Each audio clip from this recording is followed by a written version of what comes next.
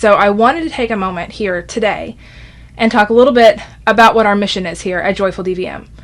So the mission overall is really to kind of crush the anxiety that comes with the job, but more so to empower you guys, to empower veterinary professionals. So I'm talking veterinarians, veterinary technicians, practice managers, the whole team, to empower you to create the lives and the careers that you want, the ones that you love. And it may seem like it's not possible, but I want to tell you it is possible.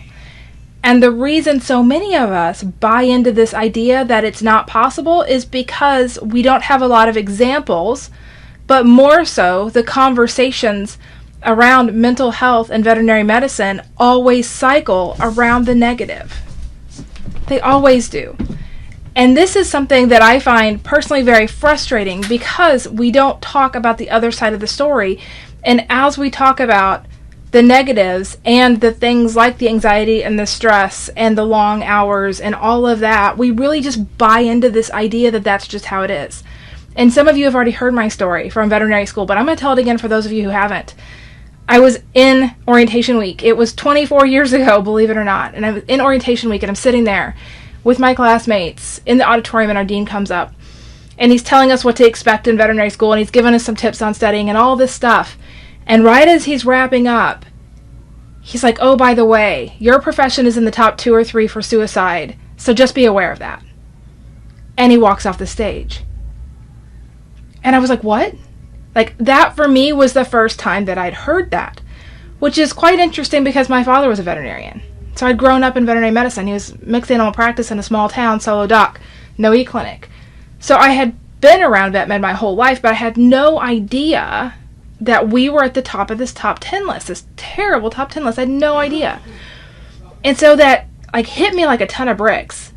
And it was just absolute, right? Like it was just this fact. It was just this thing that was said, and oh, watch out for this, with no tools, no tips on how to like avoid it, no nothing else. And so it was kind of like earth-shattering in a way.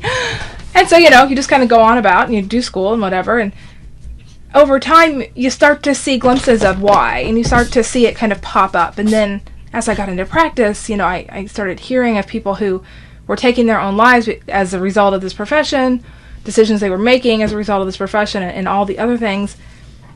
And what I've really realized over the past 10 years is that even though we have gotten so much better at the resources that are available to us when we are in crisis mode, and there are some great resources out there when we hit that, we've gotten no better at getting in front of it. And so the overarching mission, so even though we have a mission statement of empowering veterinary professionals to create the jobs and the lives that they want, and along with that to crush the anxiety, the purpose behind that is to get us off that top 10 list. I'm not satisfied with just continuing to make resources available to people who are already in crisis mode. That's not good enough for me. I want us off that top 10 list. And I really believe that we can do it. I really believe that we have the ability to get the skills and the knowledge in front of our veterinarians before they end up in crisis mode. And so that's what we're doing here at Joyful DVM. That's what drives every new freebie I create, every new program I create, every class that I teach, every Facebook Live, is to empower you, is to help you to realize that you have so many choices, and that this idea that the veterinary profession is the top 10 of suicide, that we're always in those top 2 or 3 professions for committing suicide, you do not have to accept that as fact. You do not have to accept that as your destiny. And I really, really encourage you to question it and to not accept it. Because any thought that you think repeatedly over time becomes a belief. And so the only reason we continue to buy into this idea that we will never get off there is just because we've heard the message so many times, just on recycle, right, over and over.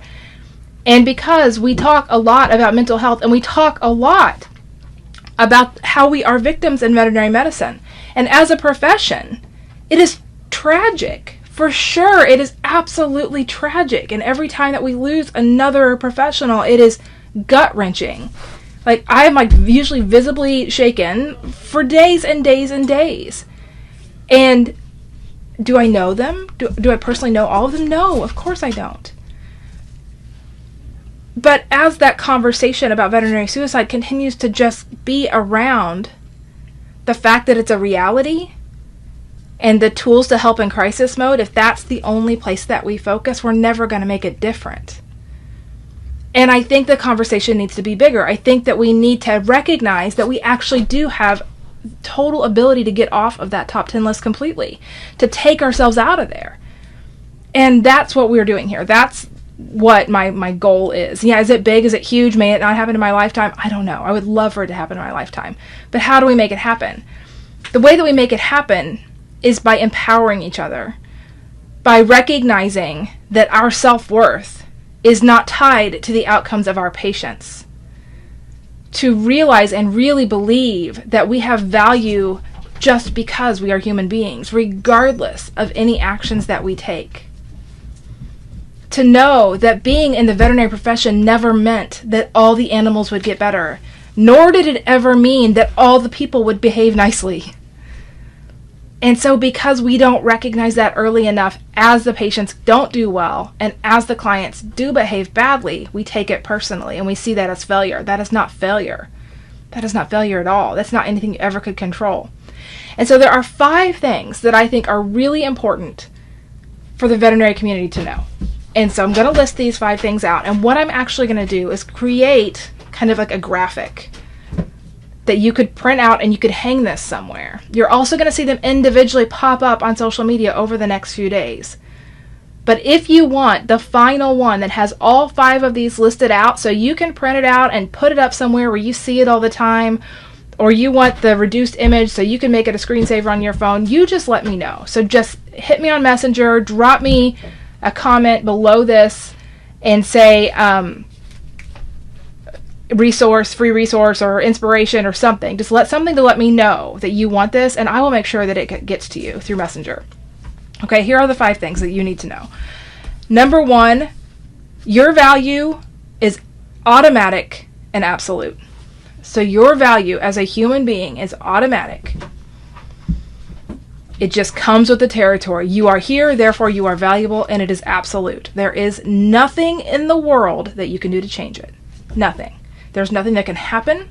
There's nothing that anybody can say. There's nothing that you can do that can take away your value. Your value is automatic because you exist, and it is absolute. It is unshakable. So that's number 1. Number 2, you can't mess up your life. You absolutely cannot mess up your life. You are right on track. So you just need to keep going. There is no right and wrong way to do this life thing. So wherever you are right now is exactly where you're supposed to be. And you haven't messed it up. You haven't missed out on opportunities that would have made your life wonderful. Your life has every opportunity to be as wonderful as you want it to be. So you have not messed up your life. No matter what has happened, you have not messed up your life. You are right on track. You need to keep going.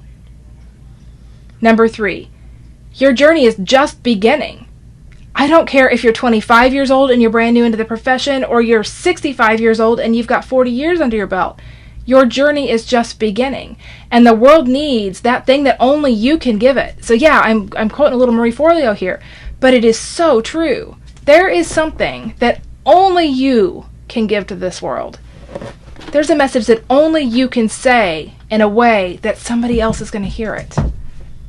It may be the same general context that lots of other people say things. It might be the same lessons that other people teach, but there's somebody out there that will only hear it when you say it the way that you can say it.